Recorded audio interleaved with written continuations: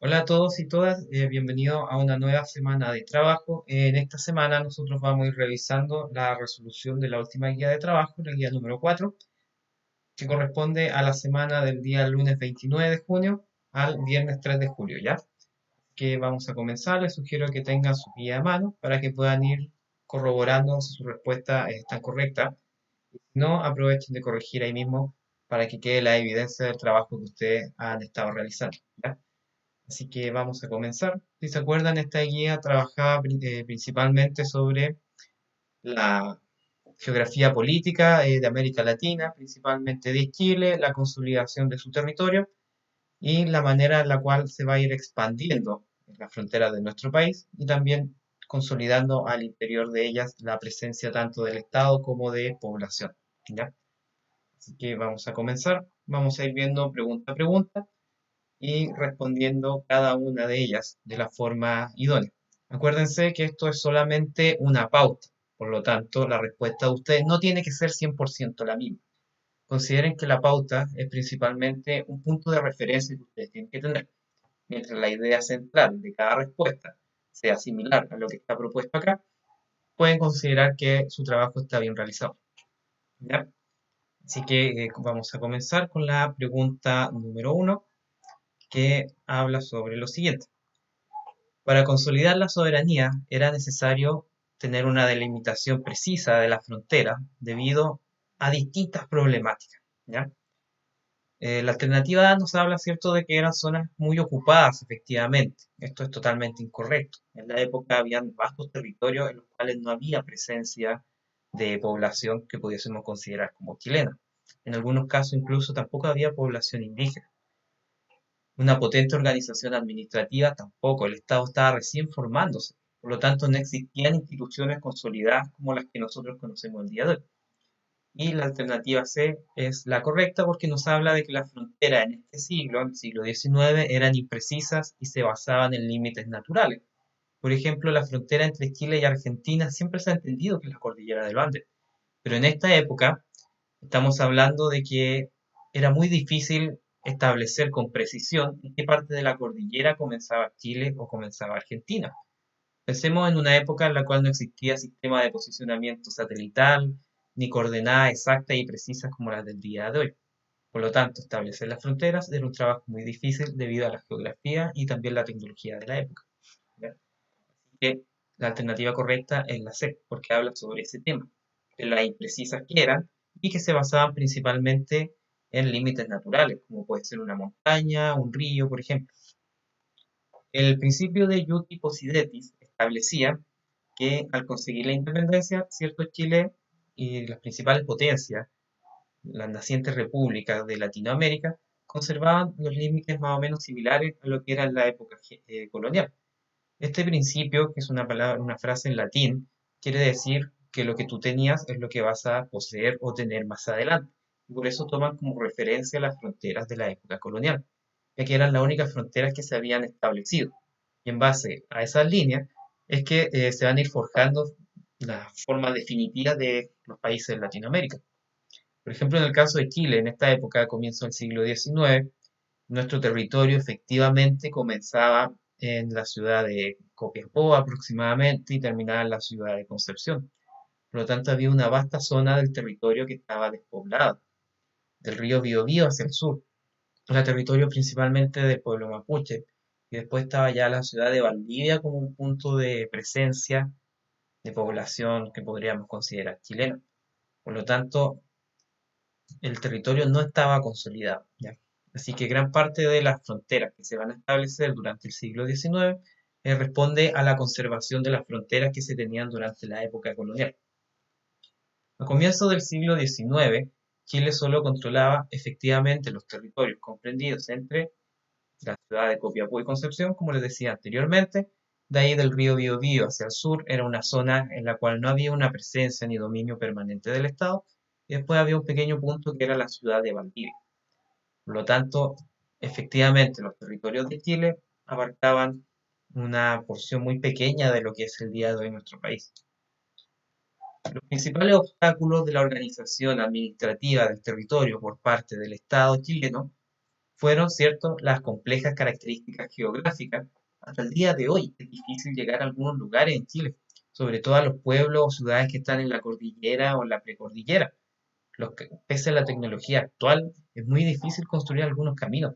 Piensen en la carretera austral que va de Puerto Montt hacia el sur. Hay algunas zonas en las cuales, por la geografía que existe, por los cerros, los ríos, los lagos, se tiene que pasar a territorio argentino para poder seguir por camino de tierra. Ya, por lo tanto, la geografía hasta el día de hoy es muy compleja. No había suficientes personas tampoco ni capacitadas para trabajar en la administración del Estado. No existían las universidades como conocemos el día de hoy, muy pocas personas eran profesionales y para trabajar para el Estado había que tener alguna profesión o algún conocimiento técnico que en Chile todavía no se estaba impartiendo. Además, los recursos económicos con los cuales contaba nuestro país tampoco eran abundantes. Estamos hablando de una época en la cual recién nos estamos comenzando a formar como país y en el ámbito económico existía, podríamos decir, una estructura que no estaba consolidada y que no funcionaba y que no era tan rentable como si lo es el día de hoy. Por lo tanto, el Estado no tenía mucho dinero. Finalmente, los sistemas de información y comunicación prácticamente no existían o eran muy ineficientes. Si el día de hoy incluso mandar una carta por correo tradicional, por correo de Chile, por ejemplo, puede demorar semanas. Imagínense cómo era hace 150, 180 años atrás, cuando no habían medios de transporte tan rápidos y masivos como hoy día. Por lo tanto, la comunicación era muy lenta e ineficiente. Así que en la pregunta número 4 correspondería a todas las anteriores. Los censos son importantes. ¿Por qué? En primer lugar, nos permiten conocer cuál es la población del país y sus características, ¿ya?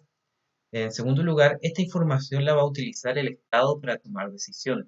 Si ustedes se acuerdan lo que nosotros vimos en economía a comienzo de año, gran parte de lo que hace el ser humano, ¿cierto?, es tomar decisiones porque tenemos recursos que son escasos, pero necesidades que van aumentando y que son ilimitadas.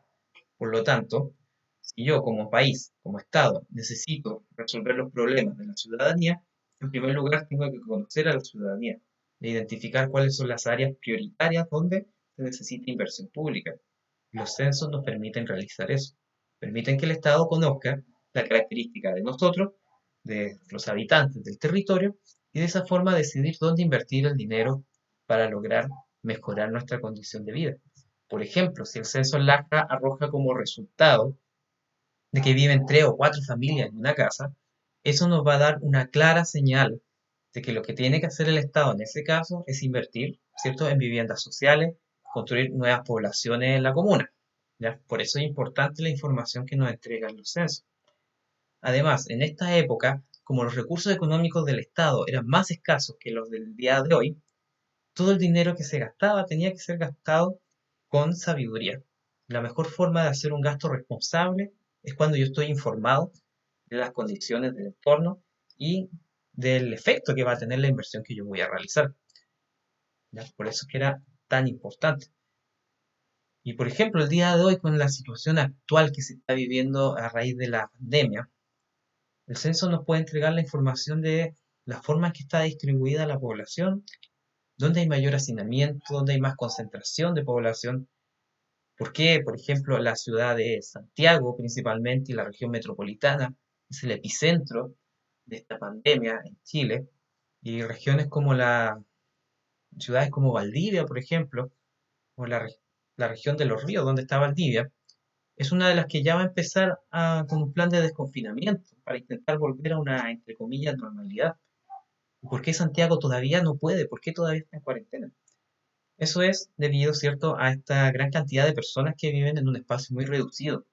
En cambio, las zonas más australes, más hacia el sur del país y hacia el norte, la población va disminuyendo y también la concentración de esta población. Los censos nos permiten conocer eso, nos permiten conocer cuántas personas viven en un lugar y cuáles son las condiciones de vida de estas personas. Cuando se funda la Universidad de Chile, ¿por qué es importante la fundación de esta universidad? En esta época, para considerar que un país estaba dentro de la esfera internacional y un país se consideraba como un país moderno, era un país que desarrollaba conocimiento científico. y también era un país que tenía desarrollo académico. El día de hoy, todas las profesiones, tanto las profesiones como las carreras técnicas, dependen de instituciones de educación superior. Y eso permite que la población se vaya especializando. Por ejemplo, cuando ustedes van a un médico, cuando van a un médico general, el médico general es alguien que sabe de medicina, pero podemos decir que es alguien que sabe así como el maestro Chasquilla, que sabe de todo un poco. Pero en cambio, un especialista, un traumatólogo, por ejemplo, es un médico general que hizo su especialización en lo que es el tema de los huesos, ¿ya? Y en toda la sociedad existe esa especialización. Por eso es que, por ejemplo, en el liceo todos somos profesores, es decir, todos somos licenciados en educación, sabemos sobre pedagogía, pero cada uno de nosotros tiene un área específica de conocimiento. Mi área específica es de historia, por ejemplo, de otro profesor de matemática, de física, educación física, etc. Todos tenemos una base en común, que es la pedagogía, pero nosotros la desarrollamos en una especialidad específica, ¿ya? Matemática, historia y así cada una de las asignaturas. Y una sociedad y un país desarrollado es un país que tiene una especialización también bastante amplia. Y por eso es importante las universidades, tanto en su área de pregrado como de investigación, y el área de posgrado. Es cuando ustedes siguen estudiando después de que salen de la universidad. Y ahí empiezan a especializarse y tener un conocimiento más acabado y específico y un conocimiento superior en el área de estudio en la cual ustedes están desarrollando.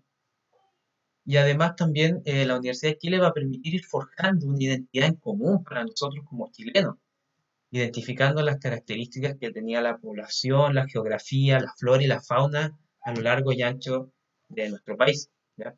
Así que en la pregunta número 6 sería correcto todas las anteriores por lo que les estaba explicando antes. Ahora pasamos a la segunda parte donde se tiene que trabajar con los anexos, ¿ya? Aquí tenían que utilizar principalmente el mapa que estaba en la parte anterior de la guía, además de las imágenes de estos científicos que ahí aparecían, ¿ya? Esos son los anexos. Acá se los voy a mostrar.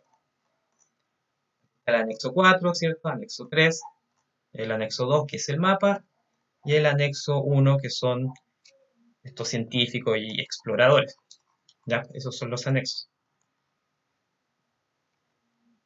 Y vamos a pasar ahora a la revisión de las preguntas relacionadas con ello.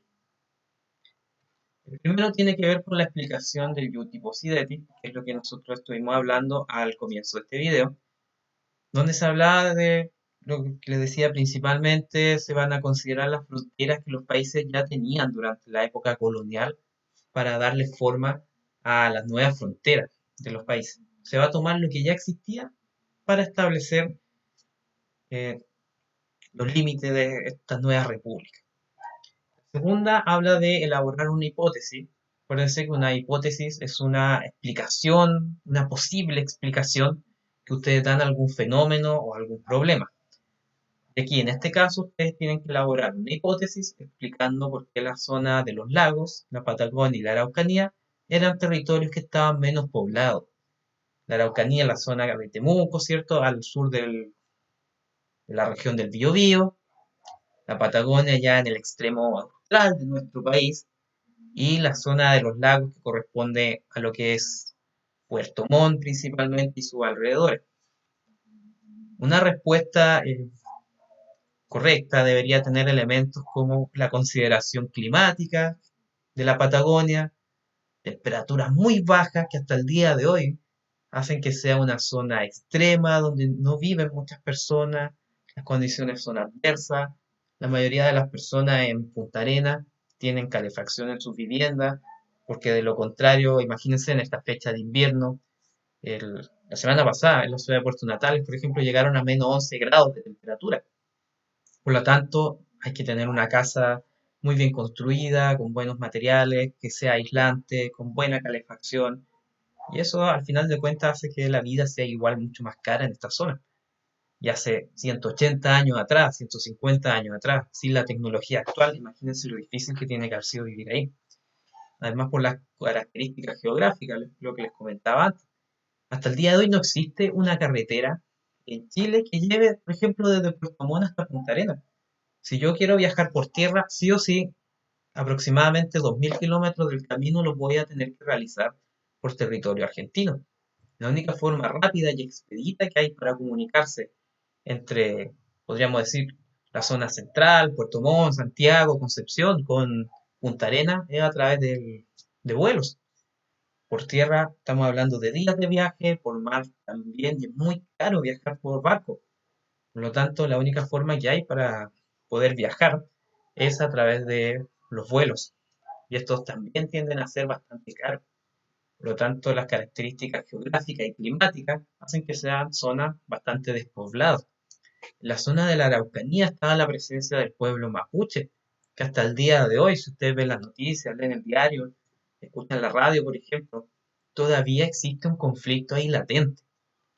El pueblo mapuche siente que ellos fueron expulsados de sus tierras y hasta ahora no hay una solución por parte del Estado y de la sociedad chilena en general a ese problema. Por lo tanto, esas son posibles explicaciones a por qué en estos territorios había menos población. ¿Ya? Pregunta número 3. Explica con tus propias palabras el concepto de organización administrativa del Estado. ¿Qué era y para qué servía y para qué sirve el día de hoy? ¿Ya? Aquí una respuesta que pudiésemos considerar como correcta debería tener los siguientes elementos. En primer lugar, hablar de que es una forma de gobierno que busca generar políticas públicas con el objetivo de progresar y avanzar según los diversos contextos. La administración actual del Estado, por ejemplo, la división territorial que existe en nuestro país, tiene como objetivo potenciar el desarrollo de cada una de las regiones. Por eso es que hace un tiempo atrás se creó la región de Ñuble, porque a diferencia del resto de la región del Biobío, la provincia de Ñuble era una de las provincias más pobres de la región del Biobío y con menor desarrollo económico. Y el Estado tomó la decisión de crearla como una región para poder entregarle mayores recursos y principalmente porque esta provincia, antes de que fuese región, se dedicaba principalmente a la actividad agrícola, a diferencia del resto de la región del Biobío, que se dedica principalmente al rubro forestal e industrial. Y eso generaba que las políticas que se tomaban, las decisiones que se tomaban para la región del Biobío, muchas veces no tenían mucho sentido en la provincia de Ñuble.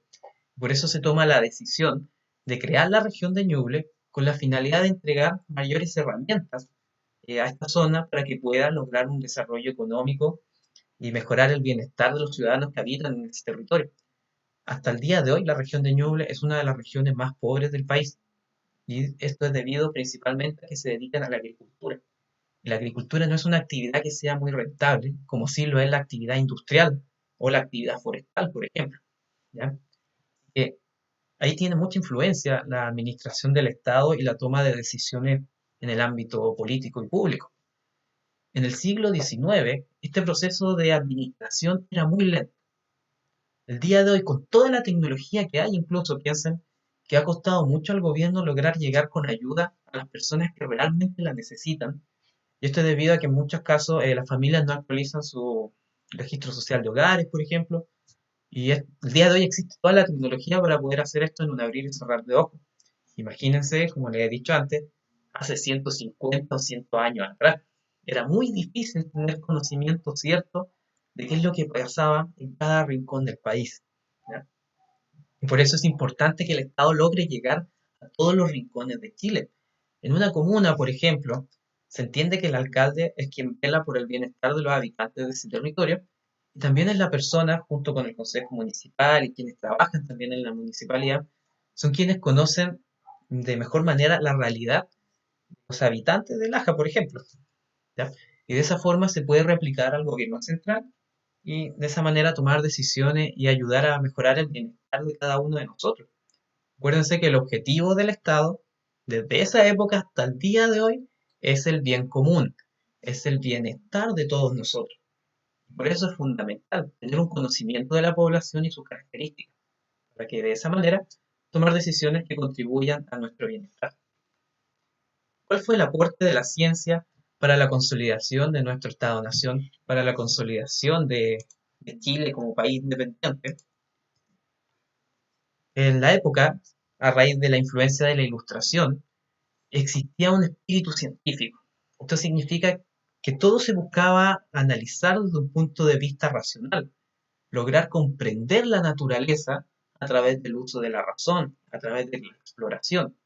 Y por eso es que en esta época van a llegar muchos naturalistas, quienes se encargaban de estudiar la flora y la fauna, también exploradores que se encargaban de ver las características del terreno, las características geográficas, y estos van a llegar principalmente de Europa, ya que en nuestro país y en nuestro continente americano no existían universidades todavía con la trayectoria y el prestigio como para formar científicos de renombre. Incluso Charles Darwin, uno de los principales científicos del siglo XIX, va a estar en nuestro país un par de años, explorando las características de la flora, la fauna y la geografía. Gran parte de las observaciones que va a hacer en Chile y en Latinoamérica lo van a llevar posteriormente a plantear su teoría de la evolución. Por lo tanto, podemos decir que Chile fue en parte inspirador de Darwin para llegar a su idea de esta teoría de la evolución, la cual él nos planteaba, así en muy pocas palabras, de que las especies fuertes, se adaptan a su entorno, evolucionan, de esa forma pueden sobrevivir a los cambios que se van produciendo.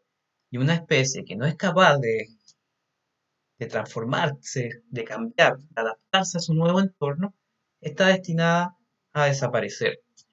Y de esa forma va a ir ya hilando lo que es la teoría de la evolución como la conocemos el día de hoy. ¿Cómo fueron los primeros censos en nuestro país y para qué se utilizaban? Como ya habíamos conversado antes, ¿cierto? Los censos tenían la finalidad de identificar la población en Chile, sus características y su distribución, pero en primera instancia existía el problema de que gran parte del trabajo estadístico que se realizaba, como se hacía con lápiz y papel, los cálculos no eran muy precisos. ¿Ya? Imagínense que el año 2012 se llevó a cabo un censo con toda la tecnología actual y fue un fracaso. Y por eso se tuvo que hacer de nuevo en 2017. Imagínense cómo fue esto en el año 1830, por ejemplo. Muy difícil, había que llevar las cuentas con un lápiz, con una hoja, e incluso nosotros el día de hoy cuando hacemos cálculos, teniendo una calculadora a mano, nos equivocamos. Entonces imagínense cómo era para una persona que hacía todo casi de memoria, muy difícil que fuese 100%, podríamos decir, confiable la información. Nos va a permitir estos censos tener una fotografía de qué es lo que pasaba en el país. Una fotografía un poco difusa, pero sin embargo nos permitió conocer a grandes rasgos cómo estaba distribuida la población y cuáles eran sus características. Eso nos permitió conocer que, por ejemplo, habían zonas de nuestro país totalmente deshabitadas, como la zona austral. Antes de la fundación de la ciudad de Punta Arenas, ahí no había una gran presencia de población humana, salvo algunos pueblos indígenas que allá habitaban, pero no pasaban los 1000 habitantes, por ejemplo. Y también en la zona norte del país, gran parte del área desértica, hasta el día de hoy no hay muchas ciudades. Uno cuando ve el mapa y ve que, por ejemplo, Iquique, Antofagasta, se ve como si estuviesen al lado, pero en realidad son casi 5 o 6 horas de viaje. Y entre medio está la ciudad de Tocopilla. Y entre medio de esta ciudad no hay nada. O sea, ustedes saben de Iquique, avanzan hacia el sur, después de como 2 horas y media, 3 horas, recién llegan a un lugar habitado, que es Tocopilla, ¿cierto? La tierra de Alexis Sánchez. Ahí pueden descansar un poco, comprar agua, ¿cierto? Y después siguen otras 2 o 3 horas y llegan a Antofagasta. Y las distancias, si bien en el mapa se ven como muy pequeñas, cuando uno está ahí en el lugar, puede ver y apreciar la inmensidad del desierto. Pasando a la pregunta número 6, ¿quién fundó la Universidad de Chile y quién era el presidente en ese momento? Aquí ya vamos a datos que son más duros, es decir, datos exactos. La Universidad de San Felipe se termina transformando, ¿cierto?, en la Universidad de Chile en el año 1843 y el primer rector va a ser Andrés Bello. Andrés Bello, él venía de Venezuela. Por lo tanto, desde esta época podemos ver la importancia que tiene la migración y el aporte que hacen las personas que migran a nuestro país. ¿Ya? Siempre consideren que las personas que se van moviendo de un lugar a otro en el mundo son personas que van dejando su legado, de la misma forma que nosotros lo estamos haciendo acá en nuestro territorio. ¿Y quién era el presidente de la época? Manuel Bulnes. ¿Ya? Sí, esta es una pregunta en la cual se pedían esos datos específicos. ¿Con qué objetivo el Estado contrató a científicos extranjeros para que trabajaran en Chile? La idea que tenía el Estado principalmente era conocer las características físicas de nuestro país, la geografía y la riqueza que tenía nuestro territorio. Acuérdense que Chile estaba empezando su vida independiente, por lo tanto, era necesario ser viables económicamente. Y la forma de lograrlo era, cierto, conociendo las riquezas que habían, las materias primas, para poder sacarle un provecho económico, las características del suelo, para poder ver, por ejemplo, qué cultivos podemos llevar a cabo en esta zona y que sean más fértiles y que puedan producir varias veces al año, por ejemplo. ¿Por qué acá en la región del Biobío, si ustedes buscan explicar por qué estamos llenos de pinos y eucaliptos? Es porque las condiciones climáticas, la cantidad de agua que hay también, son ideales para que estos árboles crezcan en la mitad del tiempo que en otros lugares del mundo. Y por eso es que Chile el día de hoy es una potencia forestal a nivel mundial. Piensen que gran parte de la madera pasa por nuestra región termina en países como Dubái o en Japón incluso. Cuando ustedes vayan por la carretera y vean pasar un camión con madera, no con los palos de los árboles, sino que con la madera ya tratada, que ya pasó por el aserradero, muchas veces le pegan como un sticker al lado y ahí aparece la ciudad o país del destino. Porque después esos camiones llegan al puerto y ahí se embarcan. Así que gracias a eso es que Chile se ha transformado en una potencia mundial en lo que es producción de madera, por ejemplo.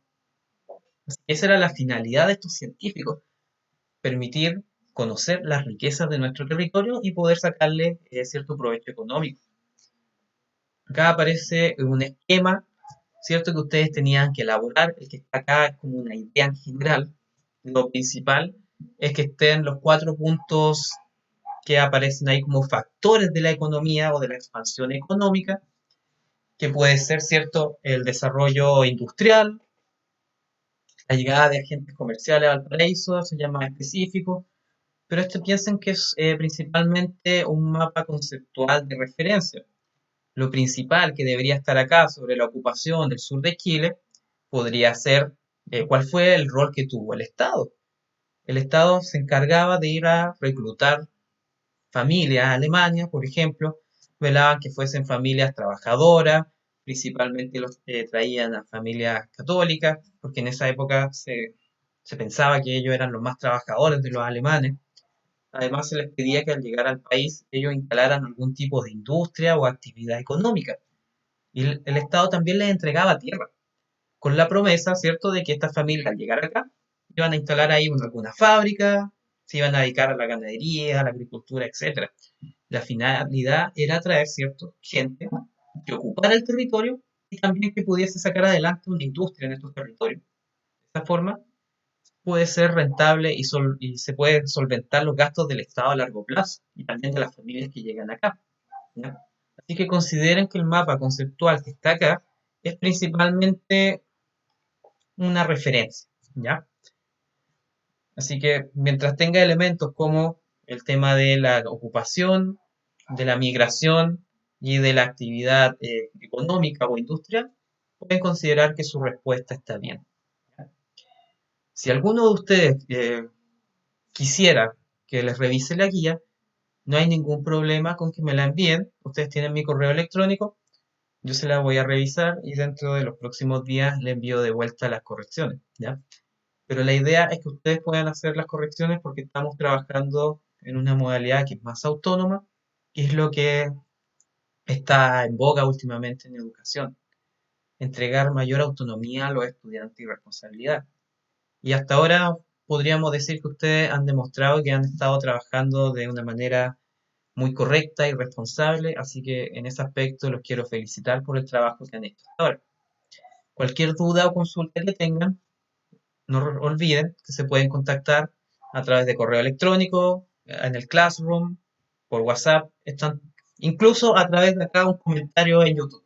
Están todas las opciones disponibles, o en Instagram también. Así que eso, darle las gracias a quienes hayan visto este video. No olviden suscribirse para poder ir viendo los nuevos que vamos a ir subiendo. Y lo principal es que nos cuidemos entre todos, quedarnos en casa, salir solamente para aquello que sea imprescindible y por sobre todas las cosas cuidarnos para poder volver a reencontrarnos y poder volver a llenar de su alegría al liceo. Así que mis saludos, que tengan un muy buen fin de semana y nos estamos viendo más adelante. Que estén muy bien.